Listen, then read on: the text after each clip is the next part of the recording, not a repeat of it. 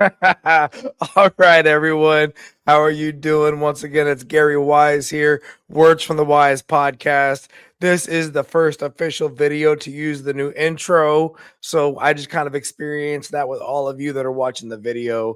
So if you're listening to the audio podcast episode, I appreciate you. Maybe take a moment, go check out the video on YouTube, and you can see what that new intro is all about. It's kind of cool. Looking forward to hopefully sharing it with the world out there, and we'll see where it goes, where it grows, right? You know what? Aloha, half a day. Thank you, everyone, for joining me today here with the Words from the Wise podcast. The journey continues on. Not really quite sure where we're going, but we're getting there at a high rate of speed, right? And today we've got a very special guest on the podcast. I've been waiting to have this episode, and this is the first part of two, right? So if you're watching today, you're going to want to watch this one or listen to this one, and then definitely catch the one after this one as well. But I've been waiting to kind of get to this episode. Number one, I'm not going to lie. I wanted to get to over 1,000 subscribers on YouTube, which we just recently did. So, hey, that's pretty cool. Thank you, everybody that's on YouTube and subscribe to the channel. If you're listening to the podcast and you're not subscribed, please go help a brother out. Words from the Wise podcast. Share, tell a friend. We're trying to go ahead and just see how far we can spread this energy around the world. But we did that. And then without further ado, I was able to schedule this lady. So she goes by the name of Miss Teri Leishman. So Teri, how are you doing today? I'm doing great. Thank you. Thank you so much for having me. I'm excited. I am excited to have this conversation as well. I've been looking forward to this conversation for a long time. I know you have a lot to share with the people that are out there in the world. And here we go. Okay. All right. So Teri, yeah, I do know. So not too long ago, I actually gave you, I gave your name to a lady who was writing a book, right? And she was looking to write a book about women, I believe, that were essentially, I don't know if it was a book about reinventing themselves or that were in a powerful position or whatever it was, but you were one of the first people that I thought of that she could talk to about their story and their journey. And I think it was very valuable for her to have that conversation. Do you remember that conversation? I do remember that. Yeah, that was very interesting. And I really appreciated her interviewing me and thinking that was valuable. Mm-hmm. Do you remember what her book was about? It was about women. It was predominantly women. I think it was all women that were reinventing themselves into different careers or maybe different relationships, but just how they reinvented themselves along life's path. Okay. And one of my favorite things about your story, and as we share it with the listeners, we both had the opportunity to live very interesting lives that have caused us to have to, I would say, reimagine our future opportunities, right? To move forward in this journey.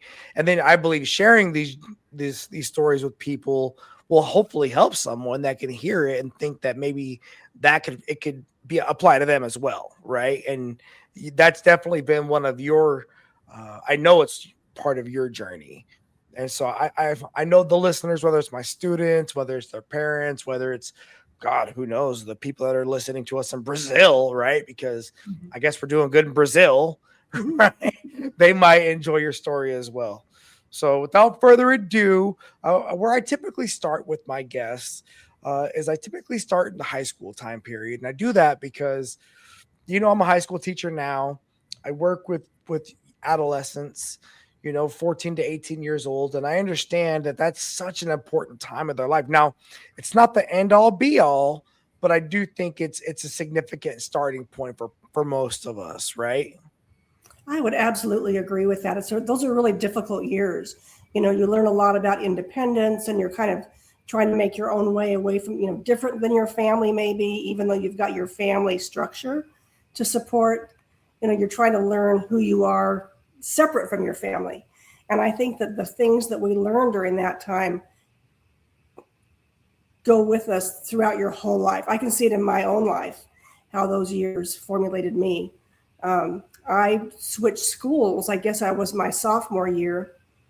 When I was about 16, I changed schools from one school where I had grown up all my life, K through sophomore, and switched to the neighboring town, which was like our rival school. And so switched over there, and my life had kind of taken a turn. My parents had recently gotten divorced. I went to live with my dad, started a new school. I was not quite yet driving, and so I didn't have a car. So I didn't have the independence to go see my friends or to kind of keep my old life there, that support system that I had. And so I started kind of all over again, making new friends and kind of a new life. And I tried, I was intentional about who I wanted to be at that time, because I was aware enough to know that I could kind of do that. I had the power to do that, depending on who I wanted to be. And so I switched schools sophomore year, and then I was living with my dad. I also started beauty school at that time. The week I turned 16, I started beauty school, kind of as an out to get out of high school. I wasn't a great high school student. And so I started beauty school half a day. I could get credit for going to beauty school. And so that was kind of my starting point at that for my career. When you talk about your parents splitting up,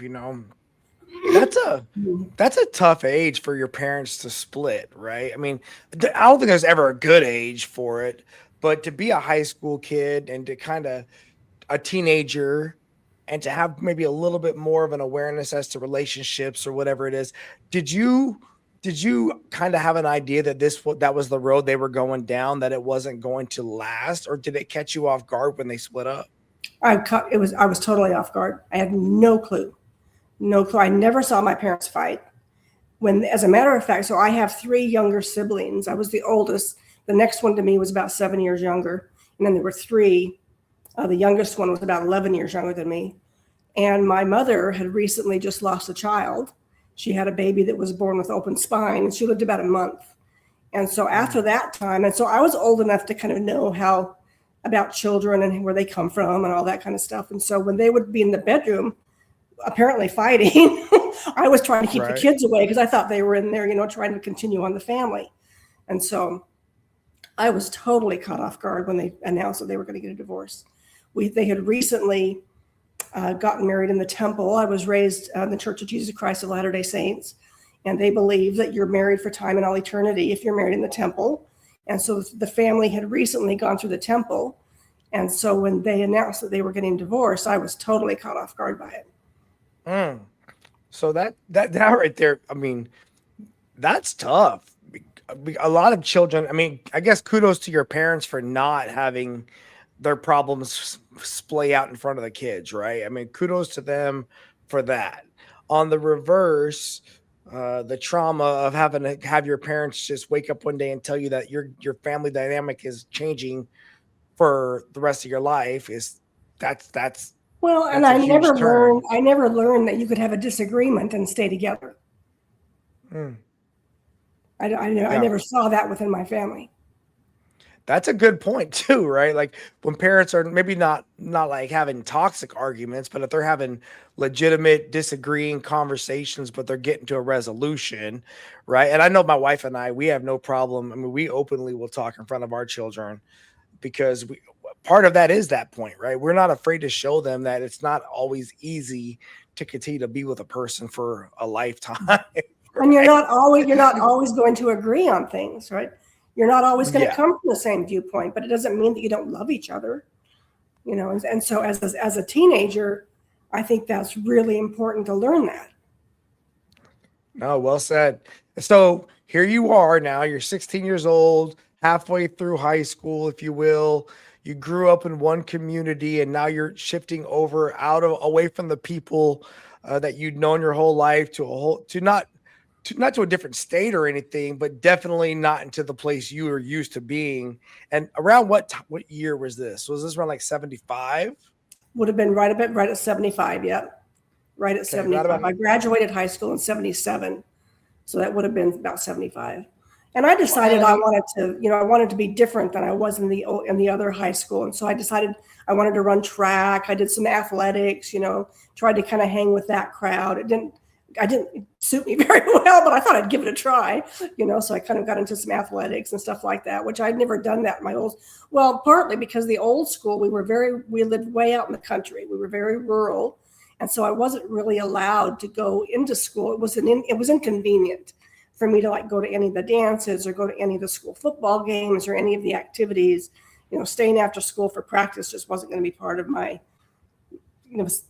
opportunity. It wasn't an opportunity that I had, where I kind of did have that opportunity in this new school. So I thought I'd give that a try. Well, I mean, for the listeners, it's just hard for everyone to probably direct remember, or even for the younger people to even understand how much different the world was in 1975 Right. compared to 2026, right? Right. There wasn't a phone you could put in your pocket that you could have someone's face pop on and you could have a conversation, right? Like, so if you did move, 15, 20 minutes away, it could feel like a much farther move, especially if you don't have numbers memorized, or if people are not trying to stay connected. But on the reverse, uh, I like the idea of possibly reinventing yourself even at the new high school, right? I remember my dad would tell me when I was moving around as a kid that I could change something about myself that if I wasn't quite happy with where it was in the new school, because nobody there would know me, right? And like you or some of that stuff, I would try certain things, but some of those things just wouldn't really stick. Mm-hmm. But I get that idea of a clean start or a new start or a fresh opportunity. And you said you were living with your dad at that point, just you and him, right? Correct. Yeah. Uh, what did your dad think when you were trying those extracurricular activities? Did he really was he really invested in what you were doing? Like, hey, dad, I'm going to be on the track team, or hey, I want to go do to this dance, or was he kind of just working through his own thing at that time because he went through a divorce? I think he was working through his own thing. He was still working. He worked at the Air Force Base there, and he had a full-time job, and he belonged to a group called Parents Without Partners. And he would try to keep us engaged, with that and things for him to do where he could kind of get out and make friends, because his life was starting over too. So he was trying to make new friends and kind of set up a new life for him. So I don't know that he even knew I was running track, to be honest with you, you know. Okay, so he kind of gave you a space to be independent at that age because he was kind of focused on his own stuff, and he trusted you enough to let you just kind of be left to your own devices, it sounds like. For better or for worse. Yeah. For better or for worse, right? I Better mean, for worse. because When I grew up, I was, growing up, they were very strict. Him and my mother were very strict. And everybody was, they weren't any more strict than my other friends, except that I was the oldest and my other friends like my best friend, Valerie, she was the youngest of four. So she got away with everything, it seemed like, where I got away with nothing, just by virtue of being the oldest, right? yeah. And so, I felt like they were very strict, and, we could go to church activities, but we weren't allowed to go to school activities. Okay. And then you said at this new high school, they offered an opportunity for you to get involved in like in cosmetology type of schooling Mhm. as like a work school hybrid thing. Is that what that was? Yeah. So when I was in eighth grade, they had like a job fair thing kind of come to the school.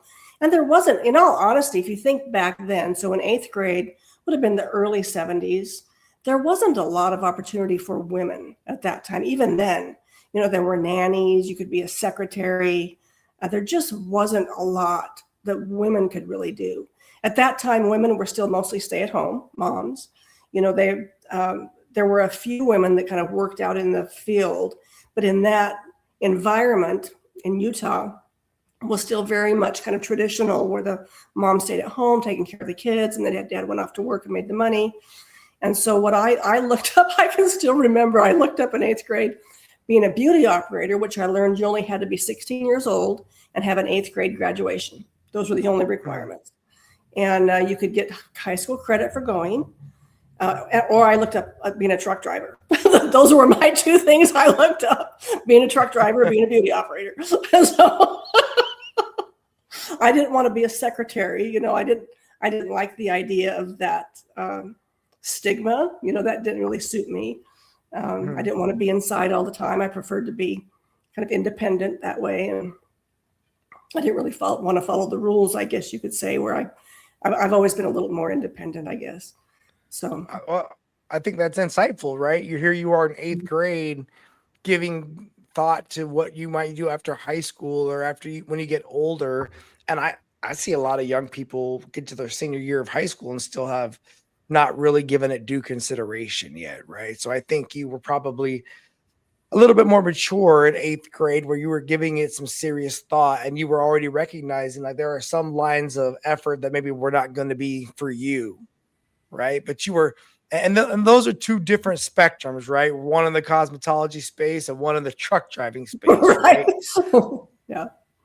And you know, and I'm a fan of the truck driving space. You know, in the Navy, you'd have it didn't matter your sex. Anybody could drive the ship as long as they were qualified to know how to work the ship, right? Well, same thing with driving a truck, right? As long as your feet can reach the pedals, and as long as you know how to do the different things in the cab, you could make a big truck do whatever you wanted to do. Right. Right. So there's a lot of, I would say, freedom there for people that might feel marginalized in other areas. Right. I could see where that would be an empowering thought process. And I could see where a young lady in the early 70s thinking about life might be looking into those different fields. When you started doing the cosmetology thing, because I did a thing in high school too. I was doing concrete work just to get out of school as well. And I never really took it serious. Matter of fact, I skipped more times than I went. I'm pretty sure, right? I had to change buses at Valley Fair Mall in West Valley, and I'd always end up at the mall instead of going to the concrete job, right? But I was also on the fast path to exiting high school anyway, so it really didn't matter at that point. Did you find yourself enjoying the beauty college opportunity and going? I loved it. As a matter of fact, I went the other way. So I started skipping high school and going to beauty school all day. So I graduated high school very early. I found out early on that one of the girls that lived across the road from me, and where my dad and I lived in this trailer park, that she was a part-time student as well at the same beauty school. And so, but she was going in the morning and I was going in the afternoon, getting out of school half a day. And then she would give me a ride on Saturdays. School was also open Saturdays. So once I figured that out, then I started just sloughing high school and just riding with her in the morning because I didn't have a car. So I just ride with her in the morning and stay there all day. So I graduated beauty school a little earlier than I was supposed to, but I really loved it. I think it was an entirely different environment for me. It was a lot of older women. It was a lot of women that were affiliated with the Air Force Base there. So there was a lot of different cultures, a lot of different lifestyles that I was exposed to, things that I've never been exposed to before in my life. And so I really kind of thrived in that environment. I really enjoyed it. Okay. I mean, that's great, right? I mean, I guess, and when you said you graduated beauty school early, and when you graduated beauty school early, that also had you graduating high school early? No, I didn't. I didn't. No, I didn't get any extra credit for going. I got credit for going, but not any extra credit for going. So I graduated high school December of my senior year. Okay. Or no, did I say high school? I meant I graduated beauty school December of my senior year. Okay, so December. And then I dropped out of high school March of my senior year. I only had my senior year. My senior year, I had like a 1.6 grade point average because I just wasn't going. It wasn't that I didn't know. I just didn't. I was sloughing off. I didn't go. What did your dad say to you? Did he know? No, probably not. Okay. And I don't even remember actually having a conversation with him about school. He was supportive of me going to beauty school. I can remember him taking me to the beauty school to get enrolled, and he bought the kit. It was like $50 for the kit. They had a pair of shears and curlers and, my kit of stuff for me to start. So he was supportive of me that way. He bought me a little car, bought me a little Volkswagen Beetle, so that I could drive back and forth. And so he was supportive that way. As far as school, I don't remember him, or even with my mother, I don't remember them being. My mom would worry about my grades, but I didn't, but I was actually a pretty good student up until high school. So. Okay. So, yeah, because with your mom, even though your mom and your dad are divorced, is she still having touch points in your life? Is she still involved with like what you have going on, beauty school and all that? Or is it complicated because you're living with your dad and not with her? It was kind of complicated at that point. So we had a complicated relationship anyway, because she married my dad and dad already had me. So she adopted me when I was about 5. She married my dad when I was 3. My birth mother and my dad were married, and then they had me, and then they had me, and then before I was a year old, or maybe right about a year old, they ended up divorcing, and my dad got full custody of me, which was very unusual at that time. That would have been about 1960. So that was very unusual for the dad to get custody of the girl, of a child. So he got full custody of me, and he was in the military. He was Air Force, and he was also in the National Guard. And so I went to live with his mom and dad, my grandma and grandpa Leishman. And then he married who I call my mom. I consider my mom, when I was about 3. And then she legally adopted me when I was 5. And then they went on to have their own kids. And so part of the reason when they divorced, because I was 14, I was able to choose who I wanted to live with, which no child should have to choose between their parents. Yeah. Yeah. That's a tough one. I mean, and that's a tough one. And unfortunately, it happens just maybe more often than it needs to, or that it should. But I wonder how many other people out there that have marriages, they decide to no longer continue when they have teenagers. Actually, I've got students. I have students that have made that decision recently and have had, then unfortunately, difficult relationships with the parent they didn't choose to go with because of hard feelings. Right. Well, and that happens, with my mom. Yeah. I felt like she had 3 kids, she had the 3 younger kids were with her, and she had remarried. She got remarried fairly quickly, I think, because she was scared. She's alone and has these 3 kids, and she didn't have a job. And then, so she kind of remarried pretty quickly.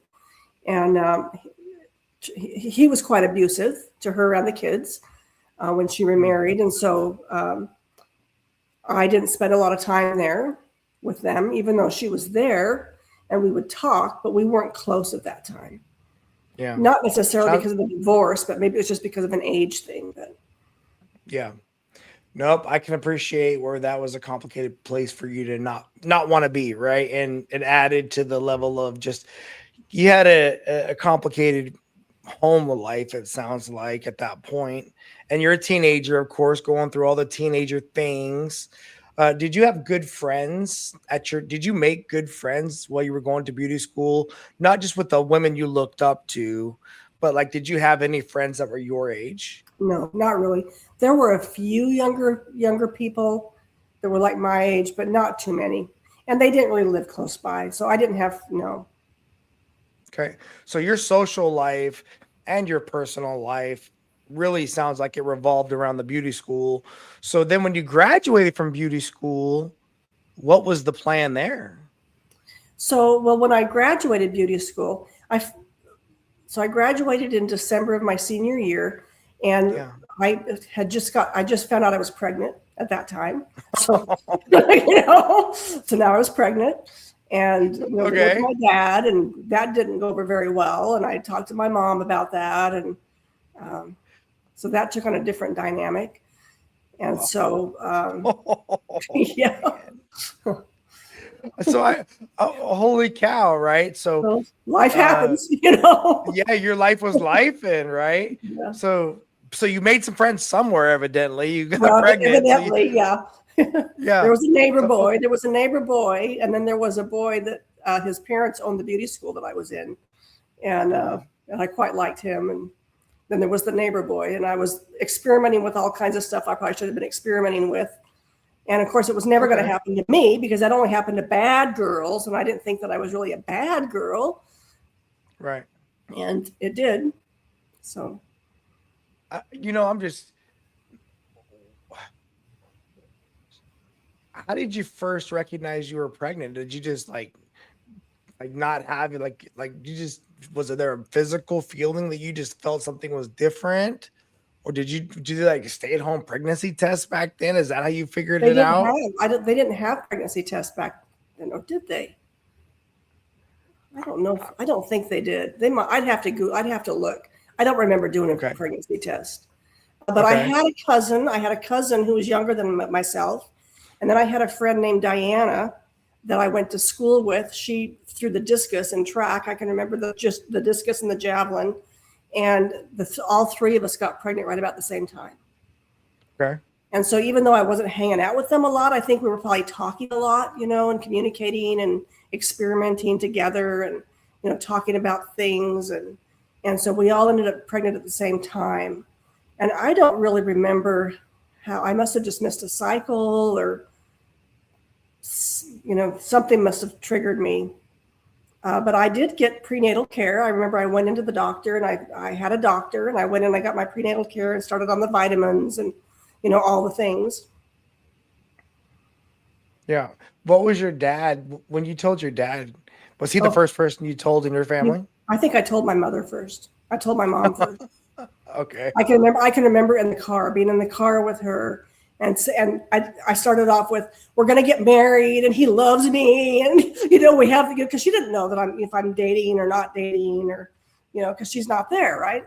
And so she didn't really know, and so I'm going off the deep end, how much he loves me, and he's this great guy, and we're going to get married, and he's promising me the moon. And she says, "Are you pregnant?" she finally asked me, because I just couldn't bring myself to say it. Yeah. What a tough conversation to have. And I don't know if she told my dad, but I remember how disappointed he was. Well, I mean, I'm a dad, right? I get it. Yeah. Right. And I was not blessed with daughters, right? I got a bunch of bonus daughters at the school, right? But I have had sailors who were mine, who made adult decisions when they weren't prepared to make those adult decisions. Sure. And they've made choices all across the board. I've seen them choose to keep the child. I've seen them choose to not keep the pregnancy, right? And I've been there with them for both, right? I've been there with them for both. So I could maybe a little bit try to understand it and connect with where your dad was going. And I'm sure you had your own feelings about that as well, right? Because nobody wants to let their parents down on purpose, right? But this is a life consequence from doing things, right? Like this is that's one of the main lessons I try to teach my kids is like, there's real consequences from choices, and unfortunately, we've got to work through those because we can't just wish them away all the time, right? There's always going to be a mark. There's always going to be a scar of some flavor, right? Yeah. Okay, so you get through the conversations, you get through the tough part. I would like to think, like, when you made the appointment to go see the doctor, was that something you were doing all over on your own, or was your dad helping you out with that, the insurance and all that? I think I went on my own. I was under his insurance yet. So I had insurance. I don't, I never, I didn't have a job. I mean, you don't make any money in beauty school, but, so I was still under his insurance, I was 17, so I wasn't, I was still a child, but I was under his insurance. I don't remember him going with me to the doctor.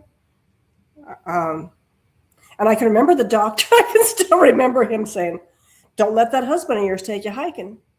And I'd say, "I'm not married." And he'd tell me that every time I went, "Don't let that husband of yours take you hiking." Say, "I'm not married," But it was an environment where a lot of young girls got pregnant. Now, my two friends, so my cousin, my second cousin, she kept her baby. She got married. She kept her baby.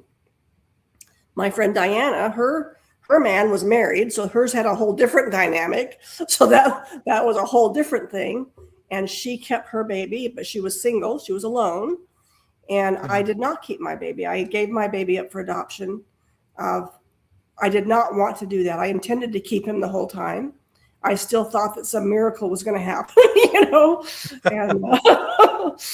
And I can remember going to the hospital, and I had this girl, her name was Terry Cook, that I was in beauty school with. She had really long hair, and she was quite religious. And she had given me a little dress, a cute little dress for a newborn girl, and a little pair of booties. And that was all I had on the way to the hospital. Thinking that's all I have. I don't have a diaper. I don't have anything for this baby. But. Yeah. Well, I mean, so as you went through your pregnancy, and first of all, I'm thank you for so much for sharing your story with us, right? Like, I can only imagine. I mean, I've had two children and lost one pregnancy, right, with my wife. So I know whenever we think back on that loss, I can only imagine. So I really do appreciate you sharing your story with us. Mhm. And I'm sorry for asking questions, but I'm just curious, up till that point throughout the pregnancy, did you enjoy the pregnancy? Like when you were talking with your dad about, hey, when this baby, was there any conversation about what the future may have in store? Or were you completely caught off guard and it all ended before you were fully ready for it and thought it all the way through? How did that So play out? I left my dad's house fairly early on in the pregnancy, went to live with one of the girls from beauty school. She was Oh, military. Her husband was military. He was gone. She was home. They did not have any children. So she was by herself.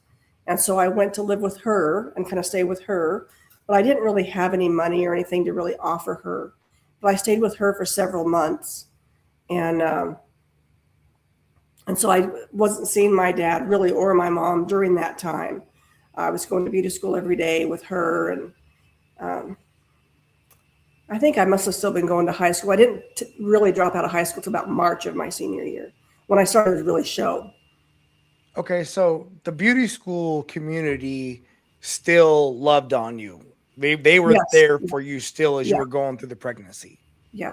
You didn't feel like you were outcast or like you were some unfortunate soul that couldn't go out and be seen in public by people. That they were still, because you said they Yeah, were a great group of people. They were older women, so they helped you through that period. they did. Yep. Yep, they did. And so Awesome. I felt like I could be myself there. I felt like I was safe. I was kind of loved there. Yeah. Okay. Um. So you end up having the pregnancy. You end up having the baby, right? Hmm. Um.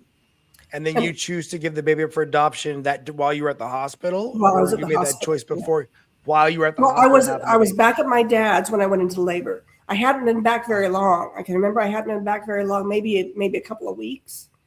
And I went into labor in the middle of the night. And I got up and I started banging pots and pans around, trying to see if I could wake my dad up. And he never woke up. He slept and then I called the doctor like at 2 o'clock in the morning. I called the doctor, said something's going on. And he says, just go to the hospital. They'll call me when it's time. And then I called my mom, and my mom came and got me and took me to the hospital. And so then she called my dad. I'm sure she called my dad. My dad had a girlfriend at that time. She was a nurse. And so she came as well to the hospital. So she and my dad were there, and then my mom was there. And they were trying to kind of stop the labor because I was too early. I was earlier than what they wanted me to be. And so they were trying to mm, stop the labor, and it didn't work. So baby was born, and my dad's girlfriend was able to go in with me when I had the baby. So she was able to go in there with me because she was a nurse. mm. Um, And so then I realized then after I had the baby and I took one look at the baby and realized I can't take care of this baby. I've got, and it was a boy, right? Because Right. all I had was a little dress for this boy, And so then I talked to my mom, and my mom had kind of all along said, I'll support whatever decision you make. I would recommend adoption, but I'll support you no Right. matter what decision you make. But she did Right. not run out then and buy a bunch of cute little stuff and get into all being a grandma and all this kind of stuff. There wasn't a baby shower. There wasn't any like fanfare around that. It was my decision. It was my responsibility. And that was very clear that it was my responsibility. It was my decision. It was my choice. It was my consequences. Right. Right. And Mm. Okay. So you decided to give the baby up for adoption. Do you remember so when we had our sons, I felt like we were going home like the next day or two. What's that like after having a child and then you choose to have the child go up for adoption? How does that work for that person? it was really awful. Yeah. I mean, you just wheel you out of the room and then they're like, okay, you can leave whenever you In want. the hospital, you mean? Well, Yeah, and at that time, they didn't let mothers out of the hospital that quickly. They still kept them for a couple of days. Well, what okay. they did, and some of it I didn't learn until actually many years later. What they did, so then the doctor who didn't seem to understand that I wasn't married during the pregnancy, all of a sudden now realizes that I'm not married, and he decides he wants the baby, you know, or he knows somebody who would like the baby. And my mom, in the meantime, had called someone from my church. My church had a social services thing. And so then we had Mrs. Jacobson. I can still remember her name. Mrs. Jacobson came from the church, and she came and talked to me.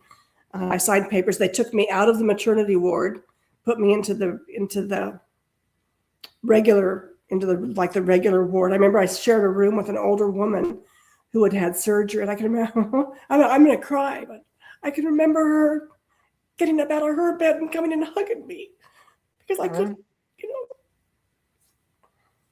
Yeah. Because it was just so traumatic. So here I am. Well, apparently my mom didn't even know that they'd moved me. So then she couldn't find me. She knew I was in the hospital, but they weren't telling her where I was at. And so they were kind of like trying to keep me away from them. And it was just this whole dynamic that I didn't know about. So anyway, I signed papers. I did get to see the baby, but he was quite small. And so he was in an incubator and I couldn't hold him, you know, but I could see him. Yeah. And you said they moved you and you felt like they were trying to keep you away from your mom, or they were trying to keep you away from other people, or what did you think was going on? I don't really know. I didn't learn about that until later. I learned about that quite a bit later, actually. Okay. Yeah, I didn't know So do you remember when you went home from the hospital?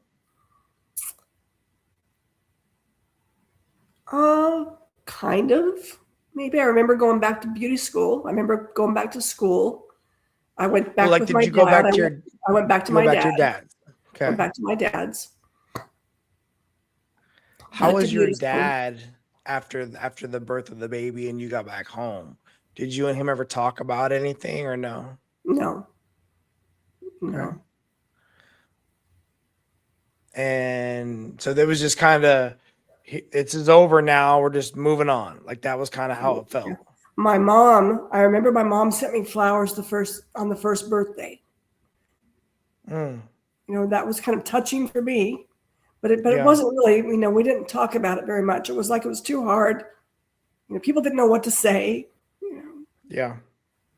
That's that right there. And look, as a person who believes, you know, in the gift of life, I think it's an amazing thing that you had that you gave this child the opportunity to go into the world, wherever they're going to go. Right.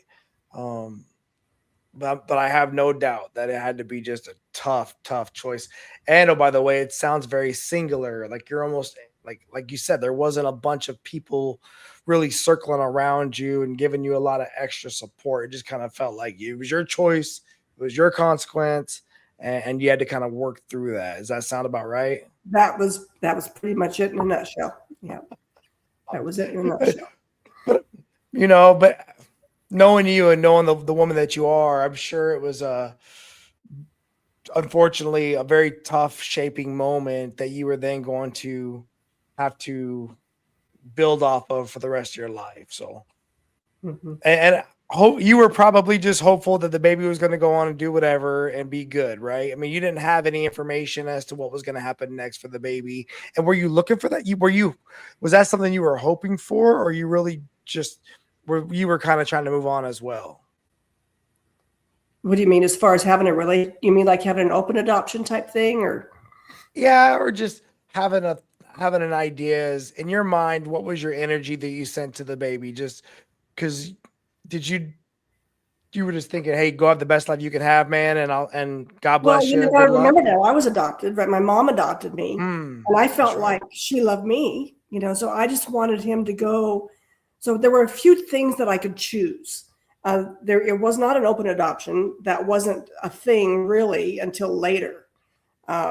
Like society at that time, you signed away your rights were gone. You didn't have any rights to this child. Now, this child is no longer yours. And so you don't really have any rights. Later, things kind of changed a little bit, even within the church social services. I found out later, like in the early 80s, there was some other communication that happened down the road. But at that time, you were signing away your rights. You did not have a right. But I did have a right to say, I wanted the baby to go to a young family. I wanted the baby to be the firstborn. And I knew that the church tried to line up the looks. Like they tried to, like I was fair, I was blonde. I felt like they would probably be fair and blonde, and I was, I felt the physical stuff they would try to match up. And so I kind of knew that, but I didn't have a lot of say, but I had some say, and I appreciated the say that I had, I was grateful that I had that much.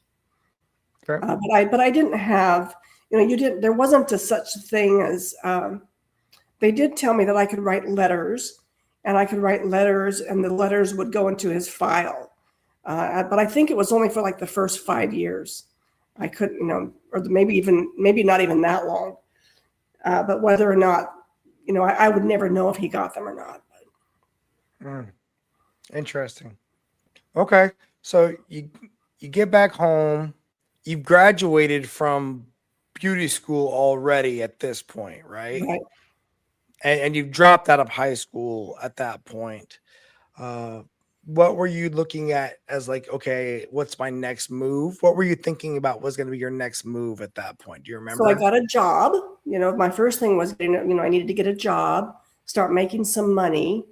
And so that's what I did. I got a job at a beauty salon kind of in the area and started working. So that was my first real job. Was there, and that was close by. And then I moved into Salt Lake. Met a man and, got married by probably when I was about 19, So you had your baby when you were 17, got your job when you were 18-ish, 17, 18-ish, worked a little bit nearby home, and then you moved down south to the bigger city because where you were from was about, what, an hour north of Salt Lake City? Yeah. Yeah. How did you like moving into Salt Lake as a teenager? Oh, it was wild. I couldn't wait to get out of that little town. I couldn't wait to get out of there.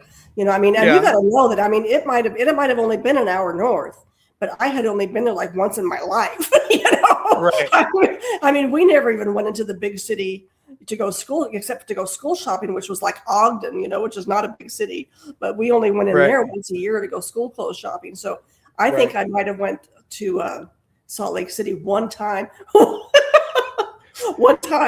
before I moved there. I can still remember the first time I drove to Salt Lake. I think it was a hair show I went down there for, and I was pretty young. I was pretty young. I was driving. I was old enough to drive, but I was going on.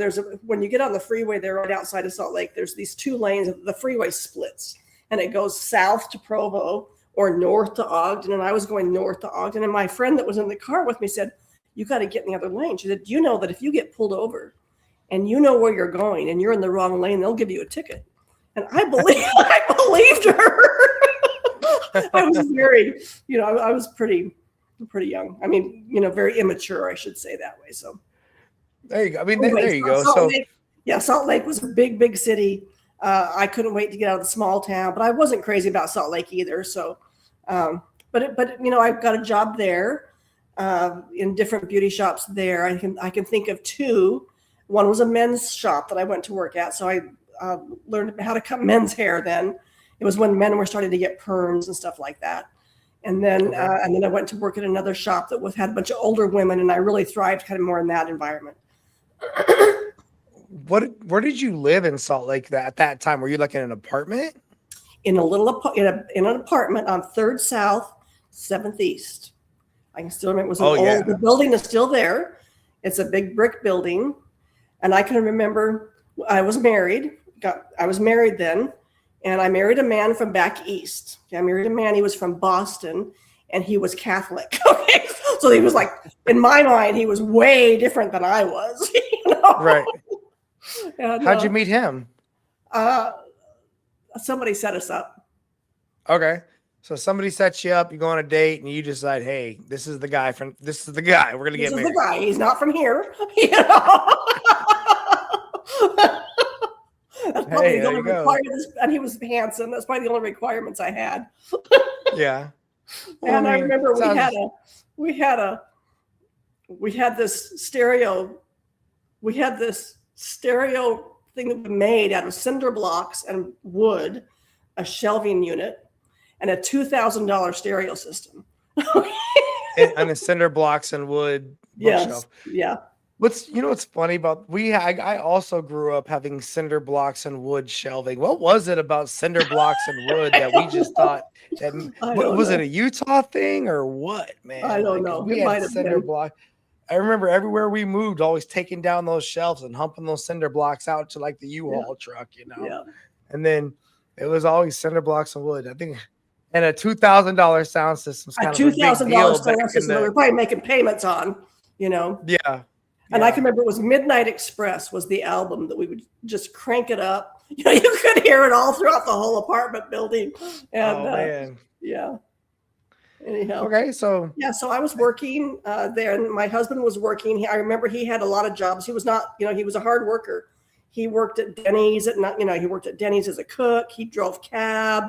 The best job he ever had was laying asphalt, and so he, you know, he worked hard. I remember we both quit our jobs one time to sell Amway. That was kind of the big thing at the time, you know, multi-level marketing to go, you know, I'm going to go make my yes. fortune knocking on doors, which I hated that. I Oh figured my that wasn't. God. My parents did Amway as well, and I remember that. I remember that. Oh, I think we bought more stuff from Amway than they sold to anybody Yeah, else. Like yeah, that was, yeah. and we were like allergic to almost half of it, right? Like you'd get the dish soap, and you were like you'd break out in a rash, and you'd get the laundry detergent, and you'd break out in a rash. But Right. Yeah. now, but my parents wanted to be entrepreneurs, right? Is that why you guys got into Amway? Did you have this idea that you wanted to have your own business at that point in your life? I don't think so, to be honest with you. I don't think so. I ended up with my own business, but it wasn't because I was so gun ho about being self-employed. It just kind of it just fell into place for me. And so from Salt Lake, we moved to Southern California. We went down Okay. there. And so the beauty business, the way it works most of the time, you either work on commission, which is kind of nice because then if you don't make any money, if you don't bring any money in, you don't have to pay any money, or you could rent your booth, you know, and if you rent your Right. booth, then you're considered self-employed. You know, you have to buy all your own supplies and stuff like that. And so early on, I was on commission. And then when I moved to California, I started off on commission, and then I switched to a different shop and rented my booth. Took my clientele with me and rented my booth from there. That seems kind of like a big move from Utah to Salt Lake in the early 80s. Like, and your husband doesn't sound like he's a career guy. He doesn't sound like he has like a specific line of work. What was it about California that took you guys out there? He Just had a the sister. He had a beach. sister. He had a sister there. Oh, so family. Yeah, he had a sister there, so we had somebody there to kind of help us get settled. And I taught beauty school for a while because I wasn't licensed in California. I was licensed in Utah. And so I taught beauty school for a little while, and I loved teaching. I learned that I enjoyed teaching. And then I took the test in California and got licensed in California and started work there. And then when I switched over to renting my booth, then I kind of learned a little bit about being self-employed, even though it wasn't like I wasn't paying the rent. I wasn't paying like the utilities or anything like that. So it was kind of my first step into being self-employed, where I had the responsibility of making sure I had supplies and that kind of stuff without too much responsibility. And so our marriage didn't last. We ended up getting divorced while we were in California. I don't know if you want to talk more about that or not, but I went back to Utah for a year, you know, back to where my family was to kind of get the support there. So I moved back to Utah for a year and then went back to California. So kind of back and forth, kind of a little bit of a whiplash, but. I guess the only question I'd have about the divorce, I mean, of course, you and I know each other personally, and so I kind of know your life story a little bit already. But for the listeners that don't, I guess for me, if I had a question when it comes to this story, for the ending of that marriage, did you see it coming? Yes. Okay. Now remember, I told you he was totally different than me. He had a different background. He was from Boston. He was in my mind, he was a lot different than me, and he had an alcohol problem. And I had never been exposed to that when I was growing up. You know, I had never been around people that drank a lot of alcohol or, you know, my dad drank a couple of beers every night after work, but I never knew my dad to get drunk. You know, I never knew him to go to a bar. And so this gentleman, he had a drinking problem. And when I first met him, he was sober. And he was on a drug called Antabuse that made him sick if he drank. And he said, "Now don't ever let me drink. I'm a mean drunk." And I said, "Okay," And he was a mean drunk, And so okay, so but you saw the end of that. The end of that relationship. Not only did you see it coming, but you knew it was the right thing to do. yeah, It was good for that. Okay, good. Yeah. And I guess that just matters for me because as a kid, looking back on your mom and dad separating and splitting up, I didn't know if that was going to factor into your adult relationships or marriage, right? But I'm glad to hear that it wasn't healthy and you made the moves to do what you had to do to get out of that. So that's strong. That's strong. That's a strong move, and I appreciate that. And then you said you went back to Utah. When you went back to Utah, did you go back to your dad's, or were you just immediately going back to people that you knew? Where were you living at when you got back to Utah? I went back to my dad's. Went back to my dad's. Because the thing with doing hair, if you're not working, you're not making any money. Right. And so and it takes time to build your business. It takes time to build your clientele. It's about a 5-year turnaround. So every time you make a move, you're starting all over again. And so that's one of the downsides of that particular career. Yeah. So you're starting all over again. So I went back to Utah for about a year. It didn't take me long to realize that I didn't want to be. I didn't want to be there. It just nothing had changed. Everything was still the same. I had kind of outgrown it. I felt like at that time. So then I went back. You get exposure to California. You get exposure to what's going on out there. Were you with your dad for that entire year? Like, did you live with your dad for that entire year? Or I'm pretty sure. I'm pretty sure I did. Yeah. So, I mean, you never really put down roots on your own then, right? Because living with your dad was probably never going to be the long-term plan. Yeah. Well, and at that time too, my dad, he was getting close to retiring. He retired young and he was traveling. So I don't think he was home. I can remember it. I can remember saying to him, "What are you doing? Trying traveling full time?" Because he just wasn't home that much. And so I was staying at the house, but he wasn't necessarily always there. Like, did you call him from California and say, "Hey, Dad, I'm coming home. Like, this is what's going on"? Yeah. So was he surprised when you called him? Him and Mom actually got in the car and came down and got me. Oh, no kidding. Both of them got in the car together and drove across the desert and come down there and got me and brought me home. That had to feel good. It felt really good. Yeah, it felt really good. Yeah. That's a win. Good for them. Good for them managing to unite and do that on in your behalf. That's good for them. Points on their side, right? Yeah. Good for them. Okay, so you get back home, regrouping, and why do you decide to go back to California? I just wasn't happy in Utah. There just really wasn't anything for me there. Okay. And my friends, by now I've got friends in California and I've got, and I feel like I'm kind of getting my feet under me a little bit down there. And so I went back to California, back to the same shop that I was working at. I already had kind of a clientele. They were all happy to see me. I had a friend that I could stay with until I kind of got back on my feet. And so I moved right back down. About a year later, I moved back down there. Okay, so move back down to the same community you were living in previously, married, and then, but it was never awkward. Like you and him never had any other challenging. It was fine for you to go back there and have life again. Yeah. I didn't see him. I have heard from him throughout the years. Periodically, we'll kind of reconnect a little bit, and how are you doing and how's life? But at the time there was no reason for me to like run into him or anything. We didn't have any children together.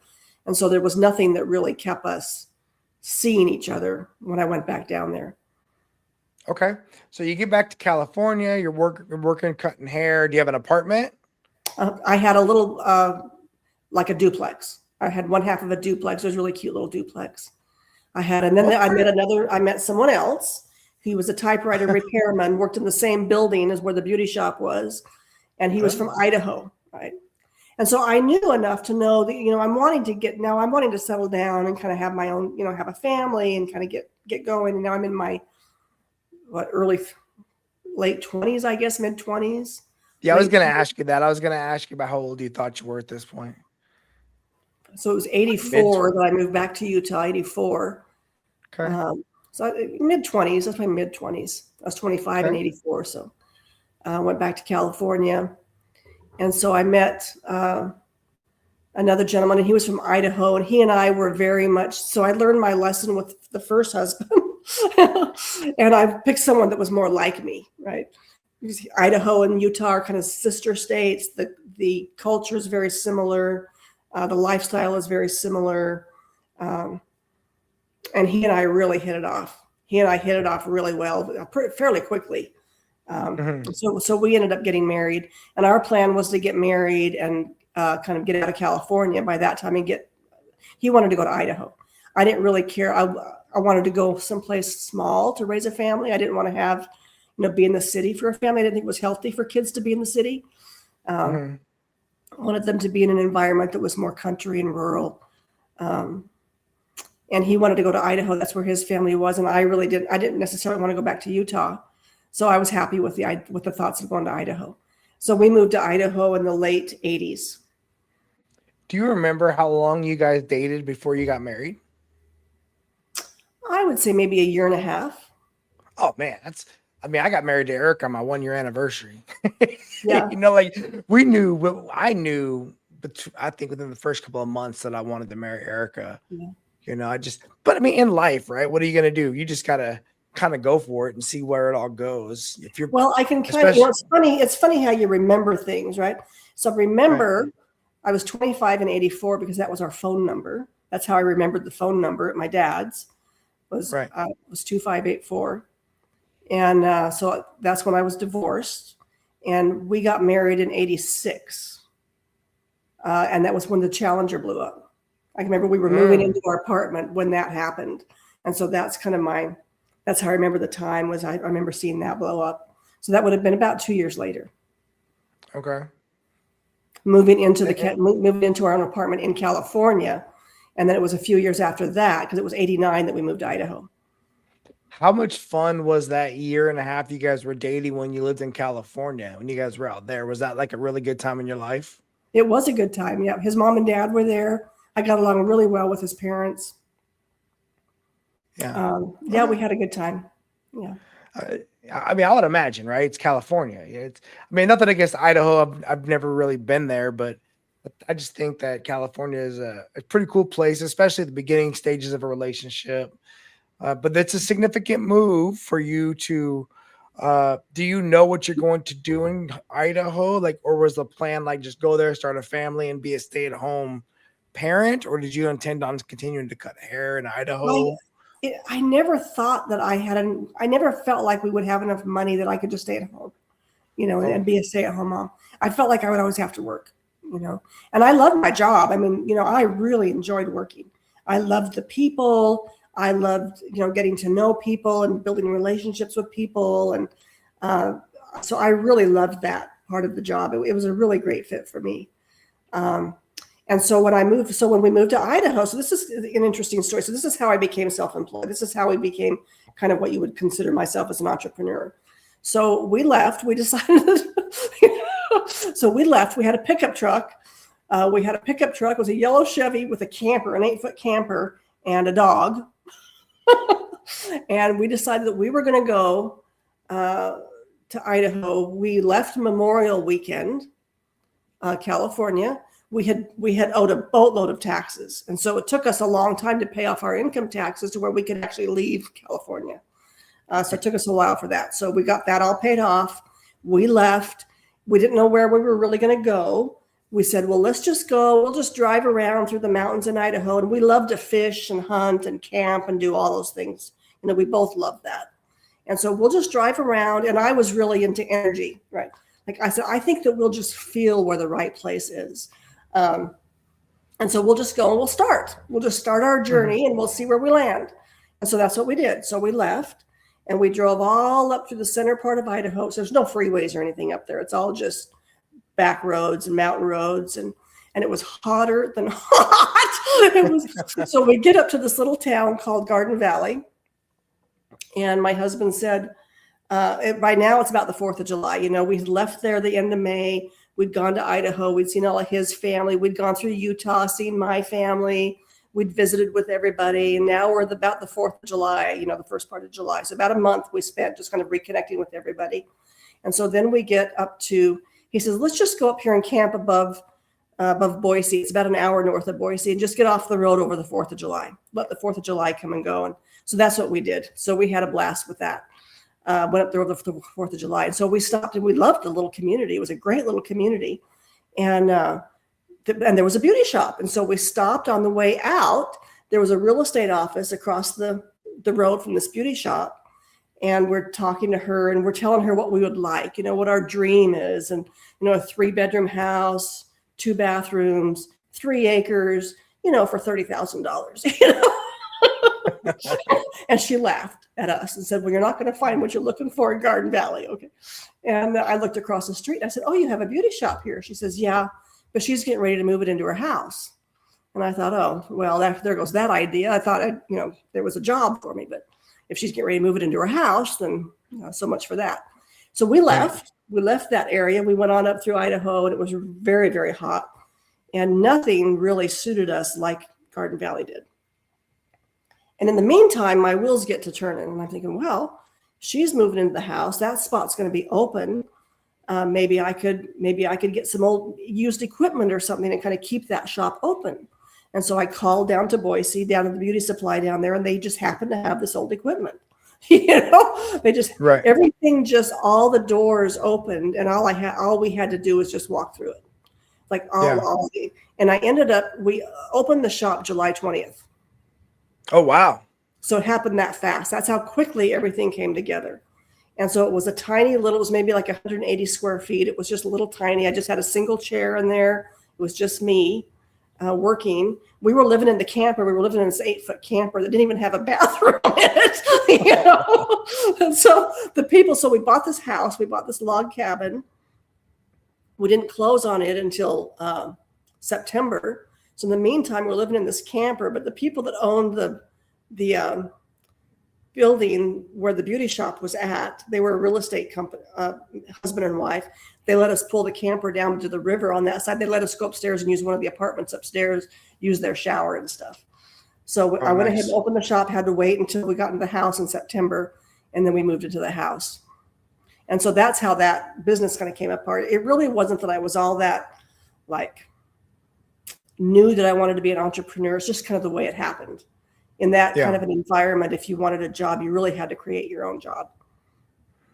Okay. And so then you get your spot opened up. You're able to do hair there in Garden Valley. Mm-hmm. Did the other lady move her hair back into her house? Mm-hmm. She did. And she was an old timer. She'd been there all of her life. She knew everybody in town. And so my business was not hopping right away. It took a long time. People didn't think that I would make it, right? I found out later. People were waiting to see if I'd make it. So here we are now. It's July. Once I made it through the first winter, I kind of had to make it through the first winter, struggle through that. Then they kind of realized I wasn't going to go anywhere. And then things started getting busier after that. But that's what I was going to ask you, right? It didn't sound like you and your husband were flush with a bunch of cash. So how were you able to float the expenses over that period of time until you started picking up a business? Well, he was working too. So he when I met him, he was a typewriter repairman. He and his stepdad had a typewriter repair business. But during that time, now remember this is the mid 80s. During that time, computers were starting to make their way up, right? And so typewriters were going out, computers were coming in, and he didn't make the transition from typewriters to computers, which would have, but I don't know that would have served him in that community anyway, in all honesty. Yeah. But he started painting houses. He would kind of do whatever he needed to do to kind of make a buck, and I made enough. And, and doing hair was kind of, I made enough to be able to pay the rent and pay my supplies and pay the utilities. And it wasn't much. I mean, the rent wasn't that much. Okay. I had already paid for all this, the equipment was all used. And so I had already paid for that. I think it was a couple of $1,000s. It wasn't much, but it was, got me started. Okay. But you just remember that the two of you guys were just hustling and you were making it.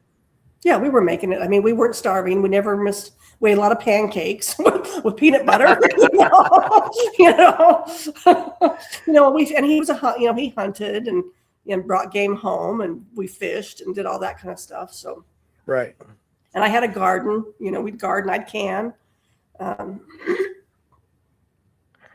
Okay, so Garden Valley, man, now you're set up. You've got your own hair salon at that point. It's your own spot. You guys got a log cabin. You're making it work. Sounds like things are going pretty good, right? Yeah, things were going. It was a great life. It was a really great life. Come the following spring. So this is an interesting story too. Another, it's interesting how when life happens, you have opportunities to just grab a hold of it and ride the wave. And I think it's important for me. I've learned that, you can ask for help and you can pray about it, and, but you have to take a step. You have to be willing to take a step. And so my step in coming to Garden Valley was to call the Boise Beauty Supply and see if they had any equipment. If I had never taken that step, then I never would have been able to take advantage of that opportunity. So now in the springtime comes around, things are starting to get busy. I can still remember the business is starting to really get busy now. And there was a girl in town, her name was Beth, and she was a barber. She had just finished barber school, and I wasn't a barber, I was a beauty operator. So they're quite different. And so she had gone to barber school, but she needed to have somebody, she needed to apprentice. The barbering program had an apprentice program. Well, she couldn't apprentice under me because I wasn't a barber. But there was another barber in town. Her name was Vicky. That she was a barber, and she was going to let Beth hang her license under her. But I didn't have enough square footage for all 3 licenses. You had to have enough, the laws were there. You had to have a certain amount of square footage for each chair. And I didn't have the square footage for each chair. And I didn't really want to expand the shop, but I needed the extra help. And so how did it work? I think I ended up moving in the same building, but moving from that really small place down to the end unit, which was about 3 times the size. So a little bit bigger. I had 2 chairs in there. I had a nice storage room in the back for supplies, different things like that. And on her birthday, which was May the next year, she opened the mail and they had discontinued the apprenticeship program. And so she was able to come to work with me. And I really needed the help at that time. So the shop expanded. She came to work with me, and it just boomed. It just took off after that. And she worked with me for probably about 20 years. She was a great, she's still a great lady. I still keep in touch with her. Holy cow. So you were in Garden Valley for 20 years after moving there? Yeah, for a long time. Yeah. I don't think I quite understood that part of your story. Okay, so you were there for a long time. Yeah. Most of my adult life, I would say most of my adult life was spent in Garden Valley. And I knew everybody in town. It was a small town. I knew everybody in town. It was a great community. I felt very safe. I had the only beauty shop in town, basically, even though the other gal had the one at home in her home. I don't know how busy she was, but. Okay. Now, you said you'd wanted to go to Garden Valley and get a family going, right? If you don't mind my asking, 20 years, how did that play out for you? Well, I could never get pregnant. So I'm thinking that it must be him, because I had no problem getting pregnant when I was 17, Right.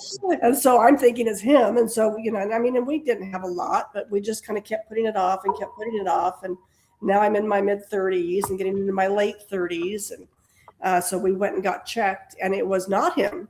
It was me. And so I don't know quite. I don't really know what quite happened, but it wasn't him. He wasn't the problem. So we found that out. And then he started getting a little restless with our marriage too. So work was going great. Work was going good. He had a painting business. It was kind of seasonal, And so for him, I can't talk about what he was going through or anything like that. But I think it was very hard on him. I was viewed kind of in my community as being successful.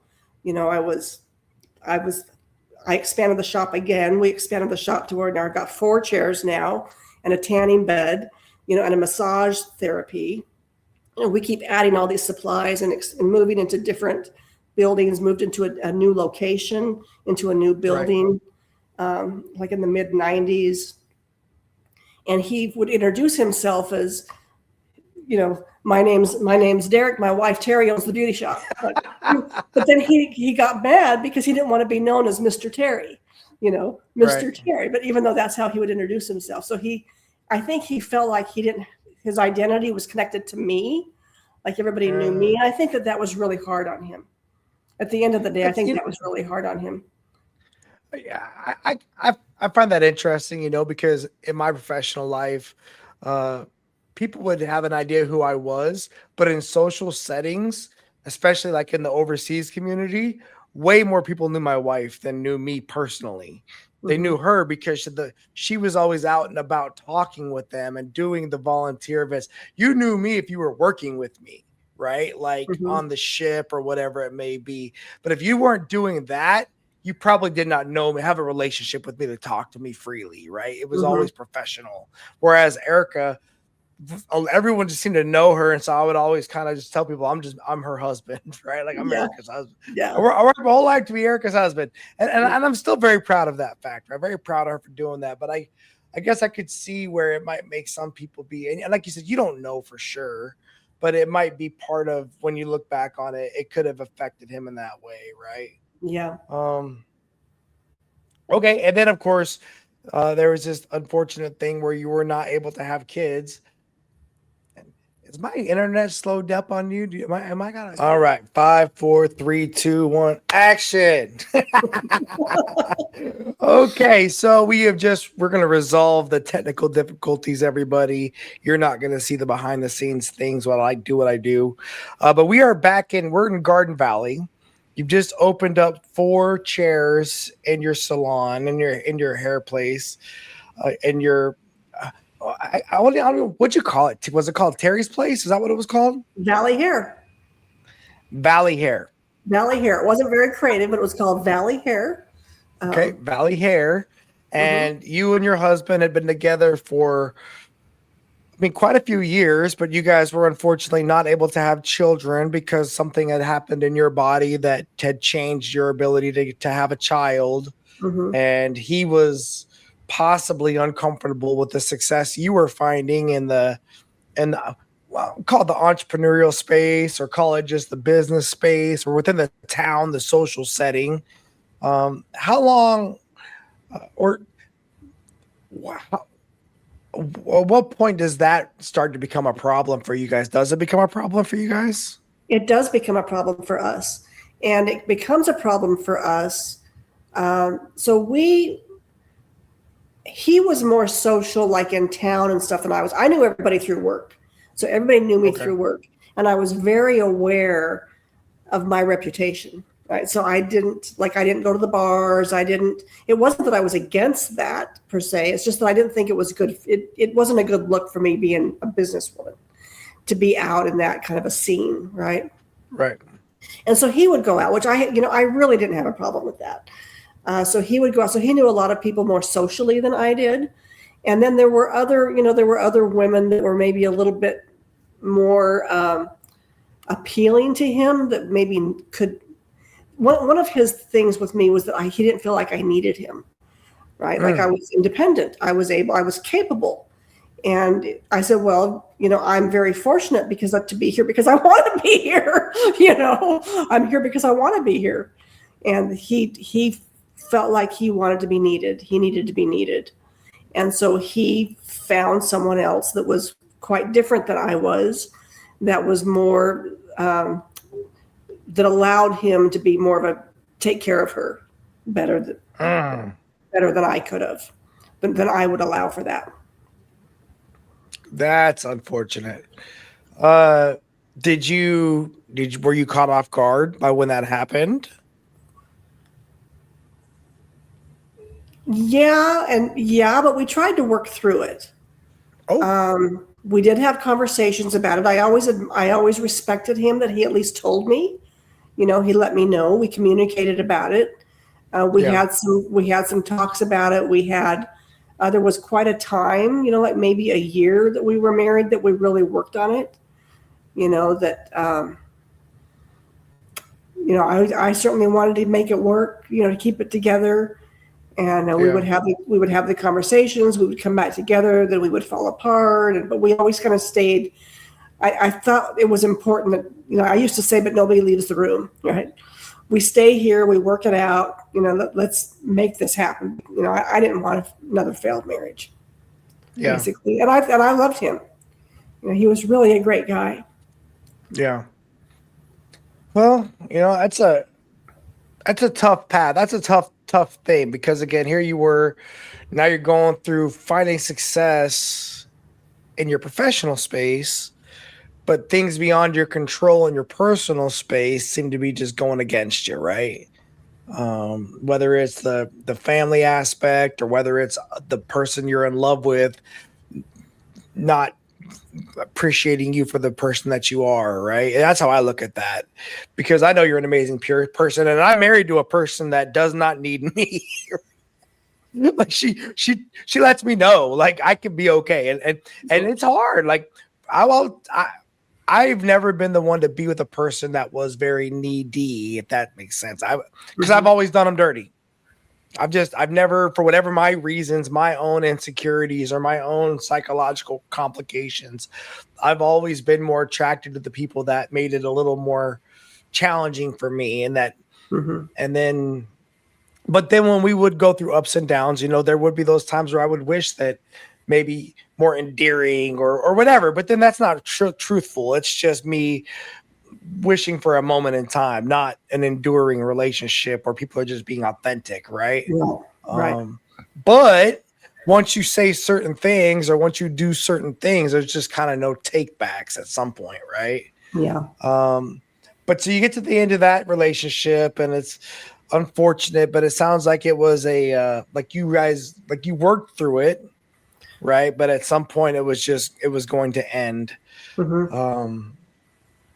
Yeah, it kind of became we mutually agreed that it was time to just go our separate ways, and we still lived in the community. Everybody knew us in the community, right? And we were both still intended to live there. I wasn't going to leave the community, and he wasn't going to leave the community. So we worked through that, and we had a home together. We had community property. We didn't have any children per se, but we had community property. So we had to kind of work through all that, and that took a few years. And so, there were a few years there that we still worked, that we were still working things out. Yeah. Was there because it doesn't sound like Garden Valley is a very big place, right? So was there a lot of people in your guys' business as you were splitting up? Do you remember having that be a complication? Oh yeah. Yeah. Because the other gal that was involved, the third person that was involved in the relationship, also owned her own business. And she and I were kind of like the queens of the town. Everybody loved both of us. Everybody thought we were both great, Yeah. And so that was very difficult. That's kind of salt in the wound right there, huh? Yeah. I'll just go ahead and say it for you at that point. That's kind of salt in the it was tough. wound. Yeah. Yeah. It was tough. Yeah. All right. Man, okay.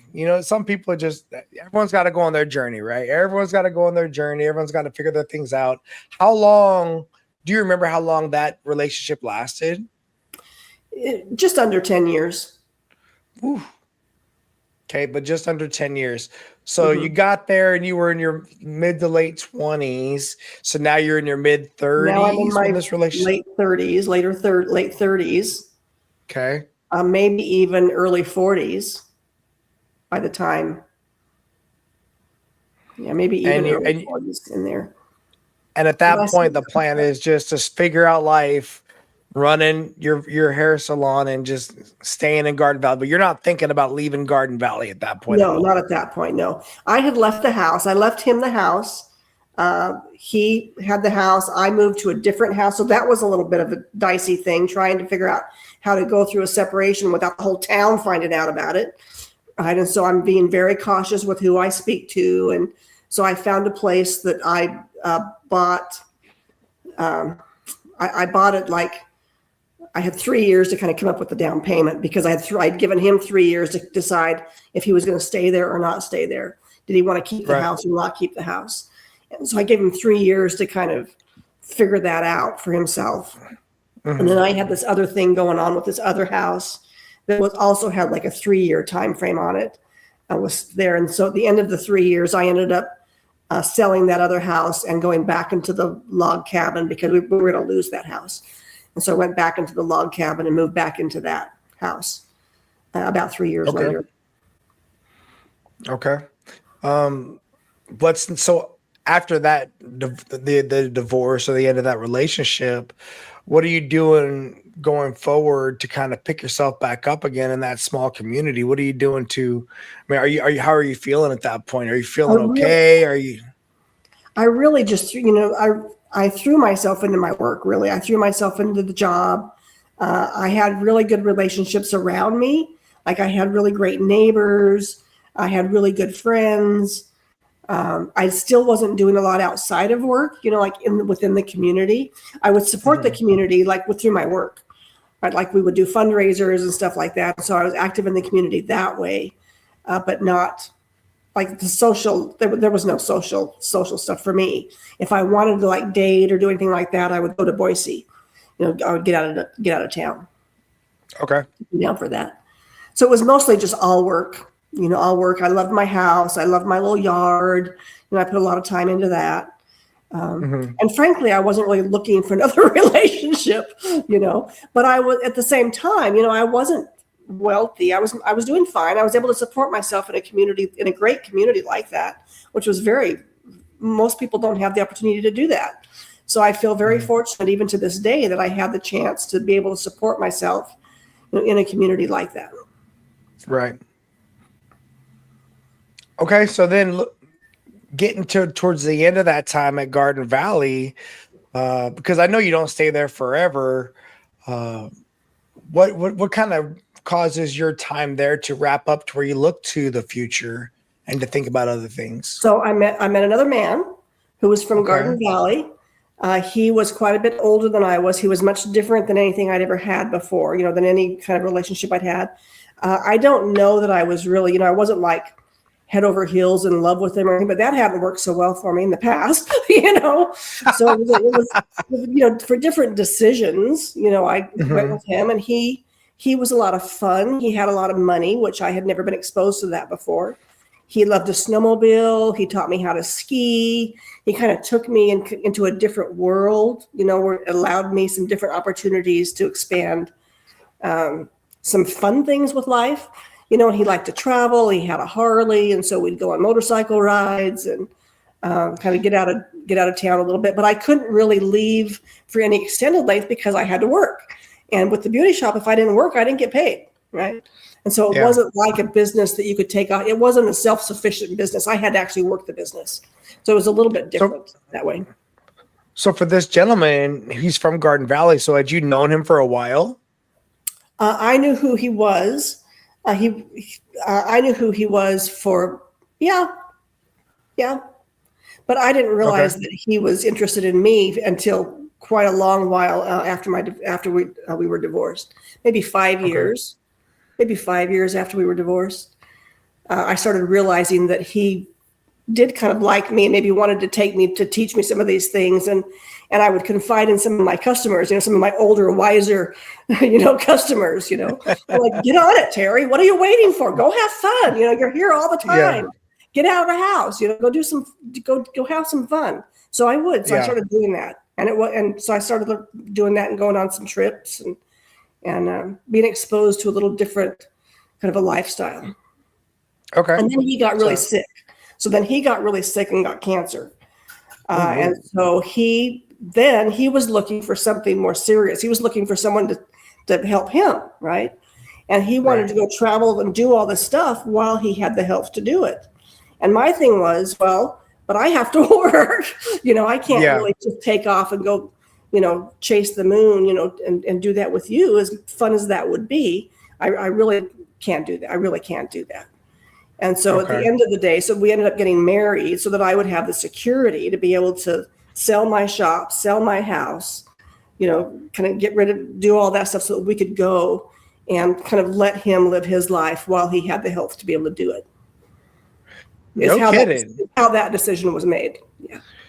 No kidding. So you kind of just said, well, hey, if you want me to do this for you, you got to kind of put a ring on the finger. You got to take care of me on the other end. Yeah. Because I'm not good. I mean, I've worked hard for this, right? I've worked hard for this. I'm not necessarily willing to just walk away and chase rainbows.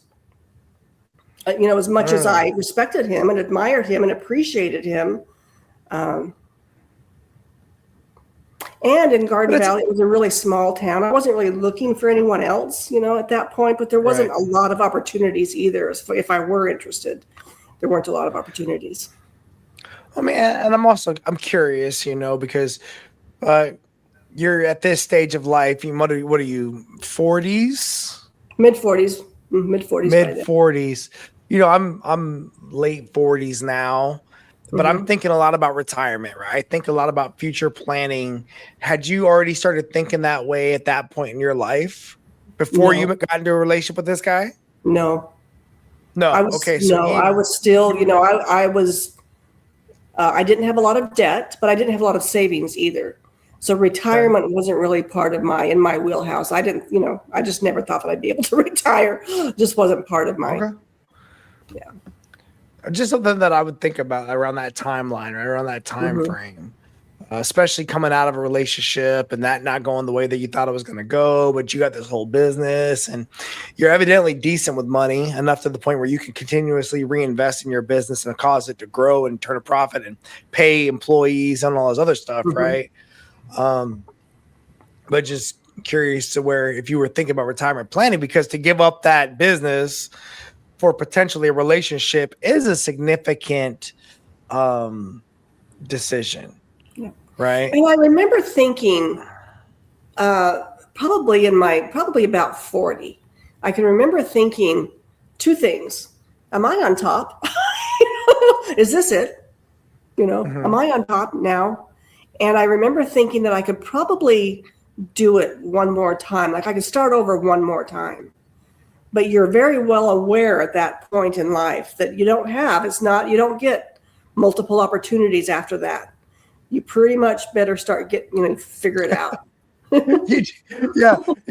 I've had that interesting feeling, so I was at one point in time, I realized I was in the Navy longer than I had not been in the Navy, right? Like 25 years on active duty when I was only alive for 40 years or 45, whatever that number was, I realized I'd been in the Navy longer than I had not been in the Navy, right? Yeah.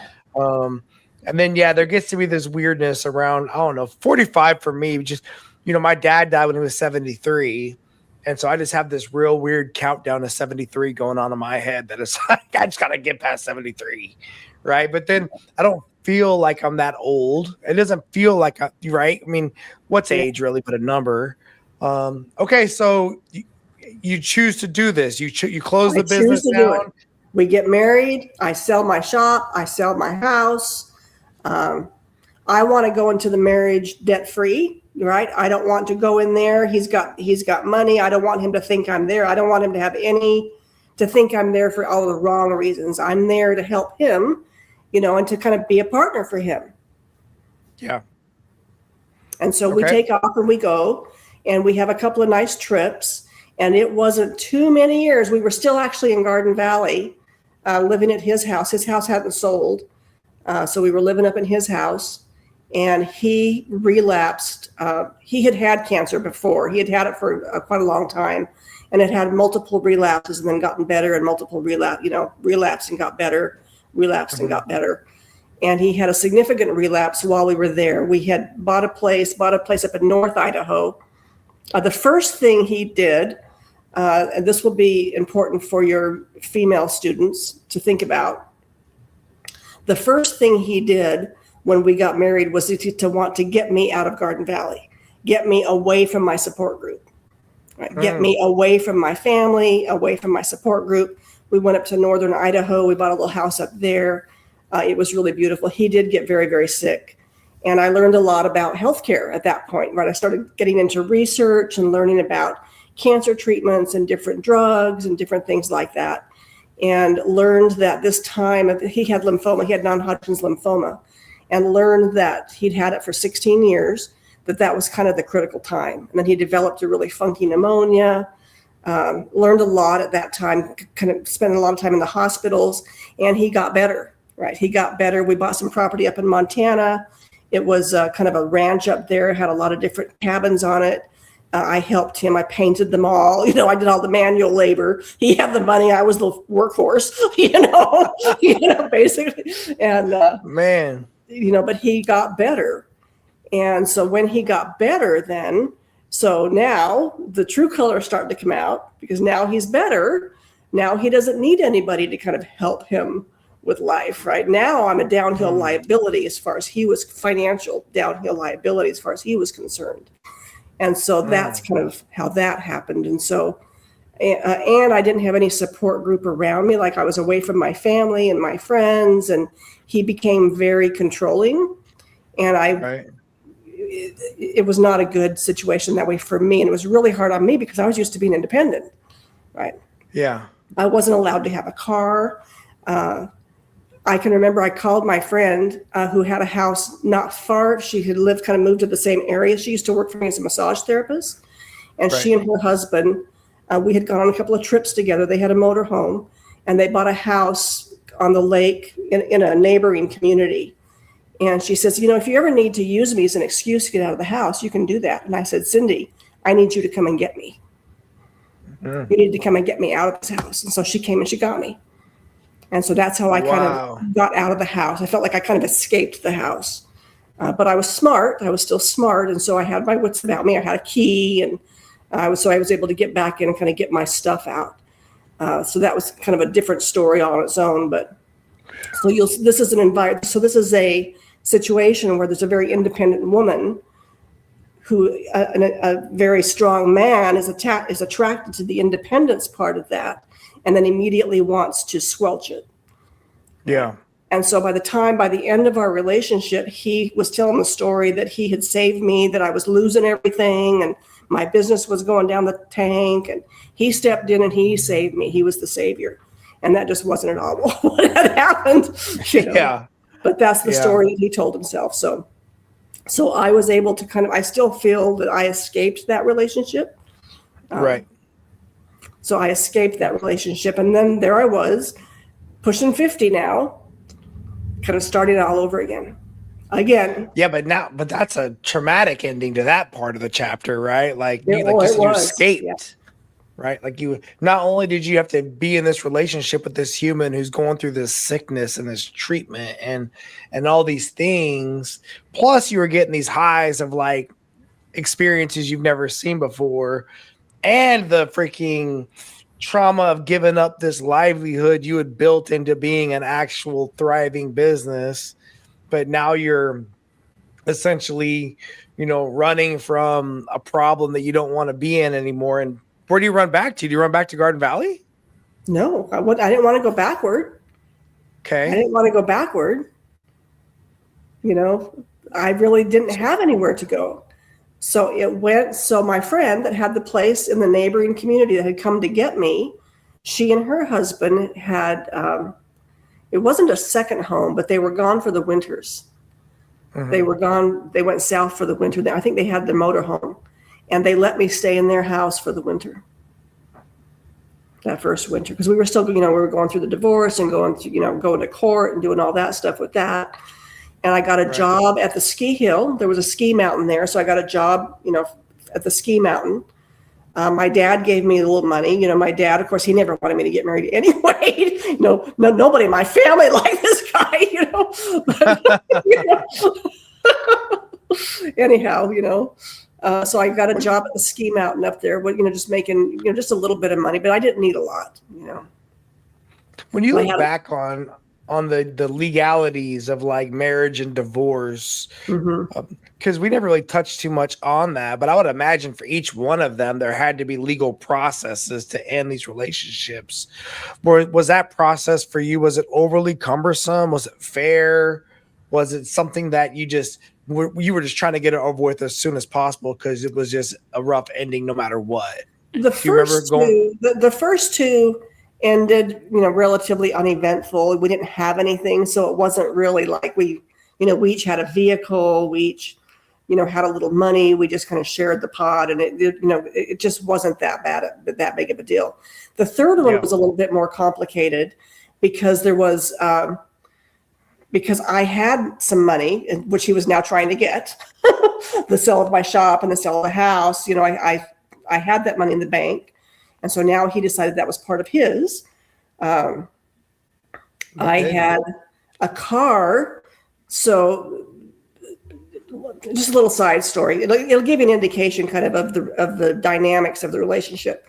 So he always took really good care of his cars. He always had really nice cars. He took really good care of them. And so I was single before we got married, and I was looking for a car. And he always traded his cars, and he only had them a couple of years, and he'd trade them off and get another new car.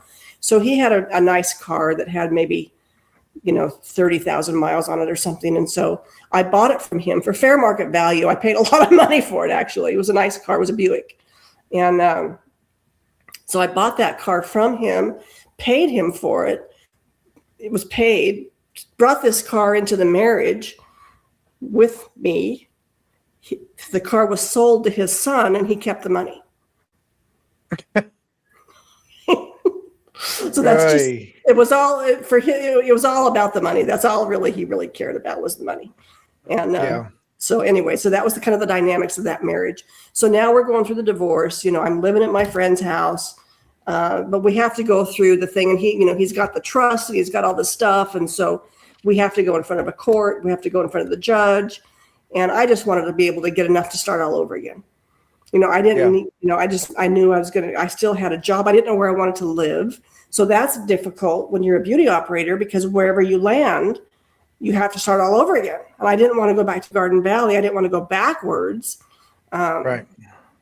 But I didn't know where I wanted to land. And so that became an issue. I had a sister in Colorado. I had a sister in Grand Junction, Colorado. And I thought, well, and my family, like my dad was in Arizona, my mom was in Nevada. I thought maybe, and I was getting further and further north. And so I thought, well, maybe I should go a little further south and go down maybe to Colorado. And I didn't want to be right in my sister's way. I didn't want to be like bothersome, but I wanted to be maybe in that area. So I went down to a little town called Durango, Colorado, which was in the mountains, reminded me a little of Garden Valley, So I moved down there and kind of started all over again, rented a little condo down there. And it was a great little town, but it was very, very expensive to live down there.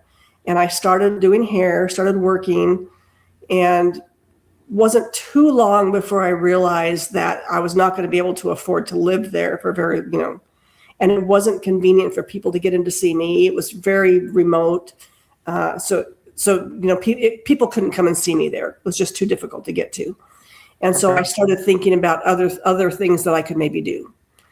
And so the time I kind of backtracked on something that was pretty significant, I think. And it was my winter that I spent in North Idaho at my friend's house. And that's the year that I say that was the year I danced with the devil, right?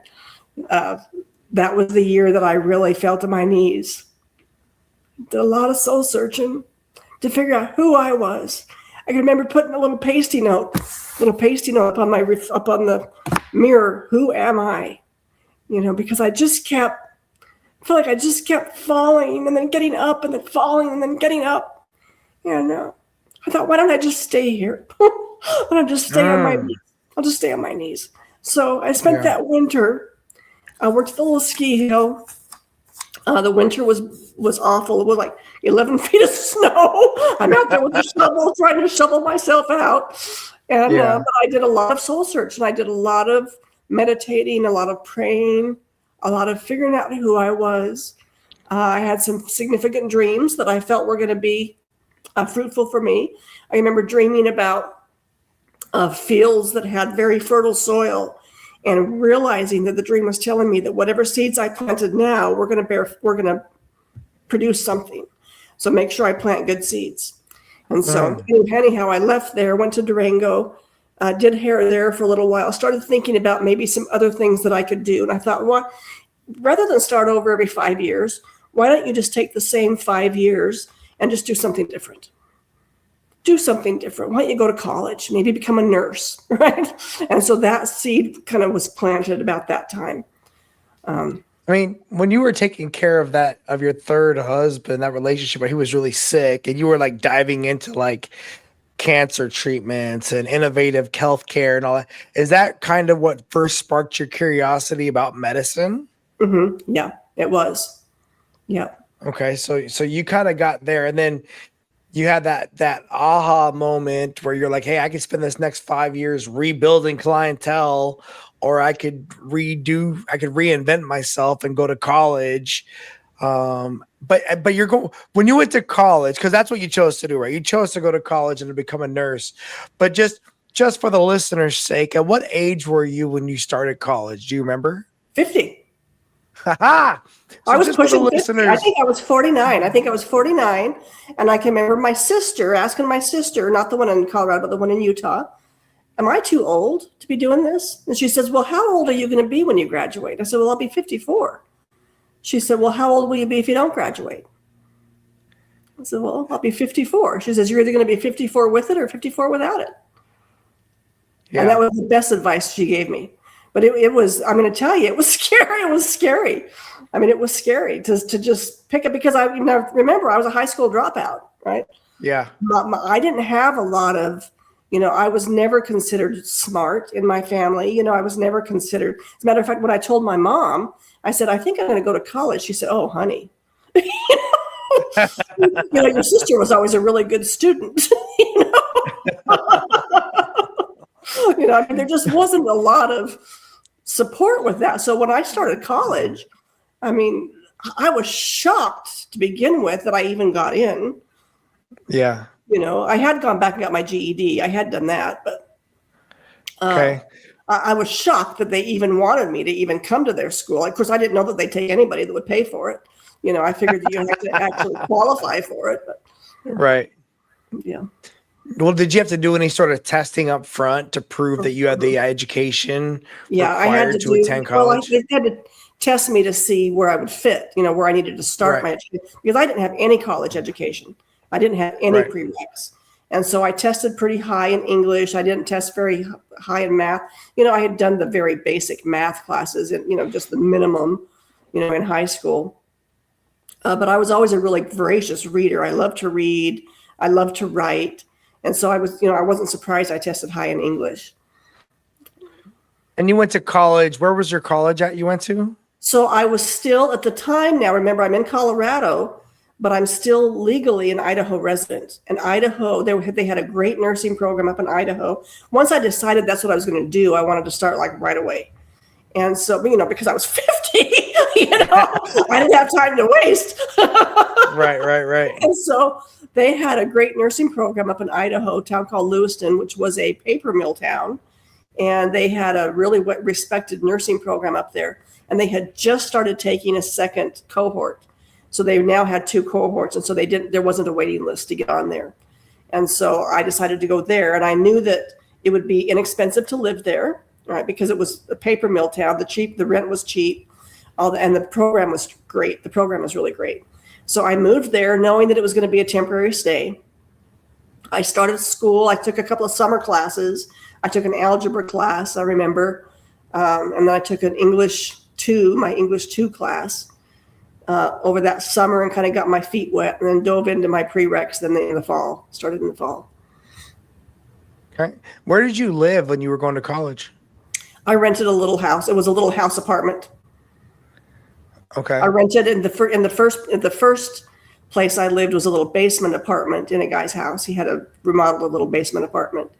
And then I moved out of there. He was selling the house. And so I moved out of there and moved into another like a duplex type house that I rented the main part of the house. And then another student that I knew rented the upstairs. How was your social life while you were going to college? Well, it was great. It was great because now I was used to being around all these older people that were sick and had all this stuff going on. Now I'm around all this youth and this energy and this enthusiasm and I loved it. I thrived on it. I loved it so much. And they seemed to like me. They seemed to appreciate. She's one of the girls said, "We love it when you're in class, there, because you ask all the questions. We're too afraid to ask. We don't want to look like we're stupid." I said, "Yeah, I don't care." Yeah, right. They all called me Mama Teri. Because there were a few of us that were non-traditional students. So, but I loved college, and I was in class. It wasn't online. It was in class, which was really great for me. I really loved it. And I'm going to tell you, Yeah. nobody was more shocked than I was when I got my first A. And I didn't graduate. I graduated top of my class. So I graduated top of the Right. class. I was the outstanding student. I graduated. I couldn't believe that I was getting the A's, Yeah. these really difficult classes. So then I realized that I wasn't dumb. I was just bored, I think, in high school. I was just bored. Yeah.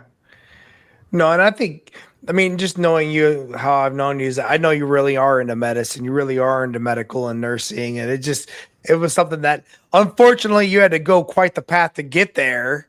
But I think it's right where you were supposed to be, right? Well, right. And I loved the beauty stuff too. I mean, I'll tell you that part of what I learned probably in my 30s was, and we haven't talked too much about my spiritual life, but I really feel like the beauty shop was my ministry. Right? People might think they were coming to get their hair done, but I knew they were there for church service, and I treated it as such. That's the way I treated it. That's the way I thought about it. We're having church service here today, and I treated everybody the same. One of the best compliments I ever got was when I had a guy tell me that I treated him the same way as I treated the guy that was in front of him, who was like a professor in college. And he thought of himself as an old drunk, is how he thought of himself. He says, but you treat us both the same. And that was the best compliment I ever got. So for me, I had learned fairly young that where two people are gathered, that this is important. This is church service. And I took that energy with me into school. I took that. So I did a personality test when I decided to go to college to see about becoming a nurse. I had a lot of respect for the profession. There was a personality test called the Myers-Briggs personality test. And it was very similar personalities as beauty operator.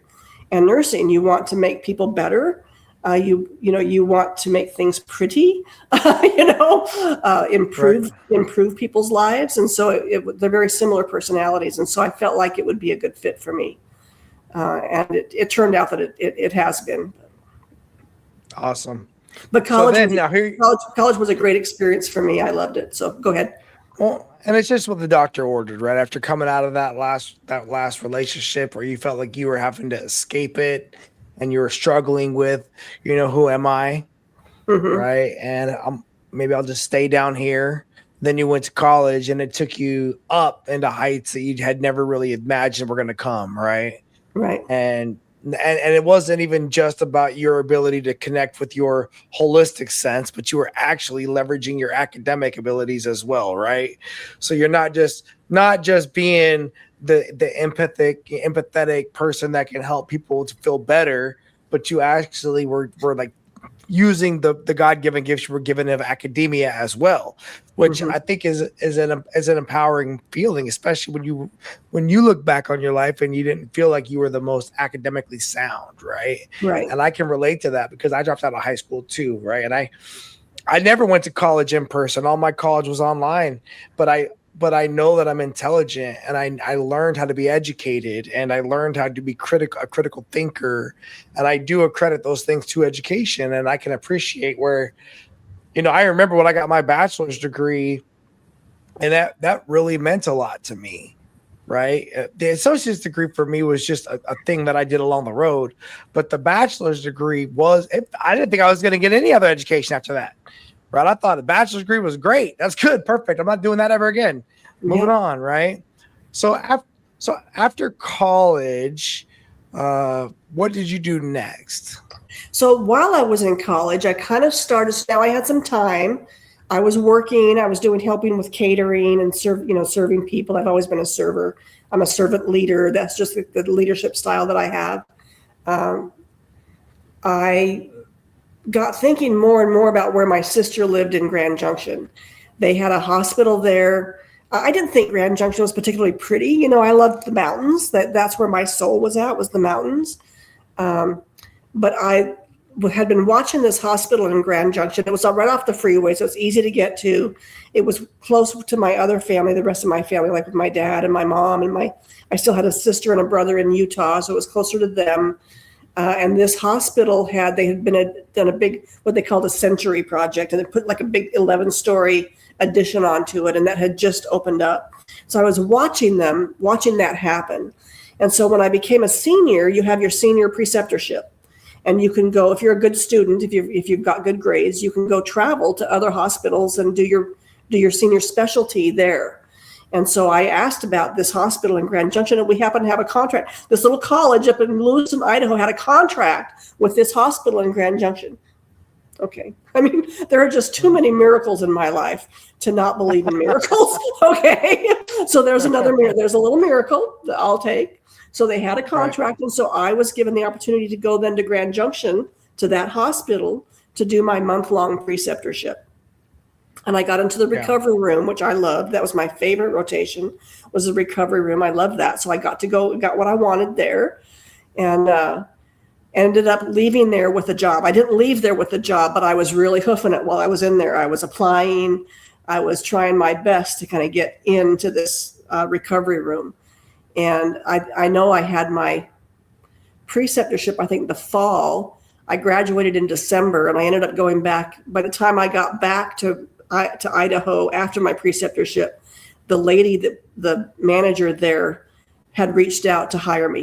One of the gals was leaving. I knew she was leaving. She hadn't given her notice yet. She said, make sure you give a resume before you leave. And I said, oh, I'm going to. And so by the time I got back to Idaho, I had a job offer. And so then I went back to Grand Junction after I graduated. All right. And I think that's where we're going to go ahead and stop today's conversation. Does that sound about right?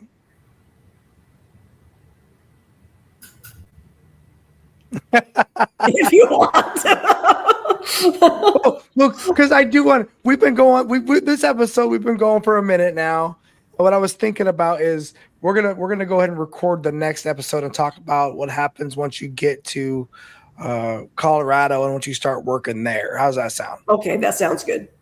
That sounds good. All right. Because I think you get there in like early 2014 is how. Yeah. I did. I graduated December of 2013 and got hired there, started there in February of 2014. Yeah. Yeah. So we're going to go ahead and we're going to wrap up today's episode now, and we're going to pick up tomorrow when we meet up again, pick up in early 2014. How's that? Right. That sounds good. That sounds perfect. A couple of things, just listening to your story. Number one, thank you so much for sharing the journey. Like, looking back on it as we recap this, I mean, what a tough road, but a blessed road to go to college at 50 and then to find you're really great at this particular career field.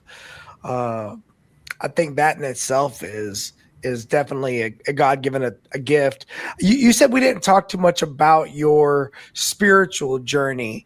I would be interested in hearing a little bit about that spiritual journey up until that point. Like, what was that like for you? Okay, so we talked about how I was raised. Right. So I was raised as a Mormon, and most everybody knows a Mormon. But we weren't active in church until my mom I think I mentioned that she'd had the baby, that she was born with open spine. And that's when she got really religious, was about that time. So I would have been maybe 12 or 13, maybe a little older than that. So they got married in the temple, and that's for time and all eternity. And then it wasn't long after that before they got divorced. But she didn't get really active in church until then. I think that really set her kind of on her heels when she lost. That was her second baby that she lost. However, she was very much into positive thinking, and she got me a book. I remember when I was 13, The Power of Positive Thinking, Norman Vincent Peale. And she gave me that book. And I told you I've been a voracious reader. And so I've always believed in the power of my own thoughts, and that there was some kind of I believe there was a power more that was bigger than me. Not that I was the one making the decisions, but that I was part of something bigger than me, and that I could choose to use that that wanted the best for me. And so I've always believed that. And then as I got older, that only grew and grew and grew. And like in the 80s, I ran across a spiritual path called A Course in Miracles. I picked that up when I was in California. I picked that up, and that wasn't too far off for me to be able to believe that. Where the belief is that Jesus is my older brother and he's a teacher, just as Buddha is a teacher, you know, and there are several great spiritual teachers, and Jesus is the one that I identify with the most. And I don't, you know, I think of him as my older brother. And Right. so I'm pretty spiritual that way, in that I believe that there's this force that wants what's best for me. And that he asks me in my bedroom, I have a picture of his hand with the hole through his palm reaching down to me. And I feel like whenever I'm having a hard time, he's saying to me, come up here with me. He doesn't get into the battleground with us, right? He doesn't fix the stuff in the battleground. He says, come up here with me. Let's look on it together. Let's look at it from a different perspective. And let's, you know, it'll be, you know, it's going to be okay. And so I've always felt like, you know, and I've seen all these miracles happen. I've just seen too many times that I felt like things maybe weren't going to work out okay, and they always seemed like they worked out okay. So, Yeah. I think that's when you look at, I'd say, life in the grand scheme of things, especially when those of us that are hopefully blessed to live a full life, right? It's always heartbreaking when somebody does not get the chance to take the journey all the way till the end. But I like to see people that are, you know, really that'll live full, long lives. And they almost always tell you, like, don't worry so much about it in the moment. It's gonna be okay. But in the moment, you just feel like, right? Like, yeah. it's so hard. But we used to say in the Navy, you know, it all averages out in a 20-year career, right? You're getting screwed over today. Well, don't worry. It all evens out in the 20 years. Well, and I do believe it. I believe that, you know, we make decisions through life. We make the best decision we think that's right. But I believe that if you take a left turn, you're still going to end up in the right spot, right? You're just going to get there a different way. You're just going to get there a different way. But it doesn't mean you're going to fail, you know. And I've learned more by making the wrong choice than I ever learned by making the right choice, you know. Yeah, I think back as you look back on your the first chapter of your life, or I don't even know how you would categorize the phases of your life that you went through your first 54 years, you know, because I just hate to try to figure out how to categorize them, but I do see a pivotal difference between your pre-medical field and your life after entering the medical field, right? And I'm excited to look into the rest of that with you here shortly. So thank you so much for your time. Well, thank you. Thank you for being so kind. I was a little bit worried, and you did great. No. You did great, so well, thank you. Hey, you know, hey everybody. I hope you enjoyed Teri's story. Hopefully you like, subscribe, comment, and stay tuned for the next episode where we are going to continue Teri's exciting story. We're going to see what the universe has dialed up for her for life after college and once she moves down to Grand Junction. Fun fact, I also had family from Grand Junction. I grew up doing my summers at Grand Junction, so I'm excited to talk with Teri some more about Grand Junction, Colorado. All right, Teri, it was good talking with you. I will talk to you soon, okay? All right, sounds good. Have a good night. We'll talk to you later. Bye.